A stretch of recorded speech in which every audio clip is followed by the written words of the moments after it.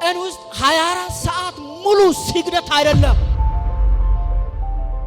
የጽድቅ ብልጫ ለሌሎች መስጠትም አይደለም። ከነዚያ ጽድቅ እንዴት መብለጥ የምናገረው ክፍል ይሄ ክፍል ኢየሱስ በጣም አነጣጥሮ የሚያስተምረው 3 ነገሮች አሉ በዚህ ውስጥ። ጠላት ማን እንደሆነ የዚህ መንግስት ጠላት ማን እንደሆነ ለይቶ እንዲያውቁ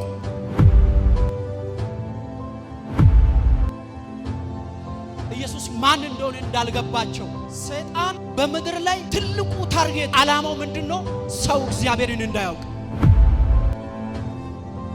በቅዱሱ ተራራ ላይ የሚጸልዩ የእግዚአብሔርን ፊት የሚፈልጉ ሕፃናት ልጆች ወንዶችና ሴቶች ግርማውን አይቶ የሚናገሩ የሆነ ወሬ ሰው ያወራው ሳይሆን ከፊቱ የሚወጣው ብርሃን አይቶ የሚናገሩ ልጆች እግዚአብሔር ይቀባ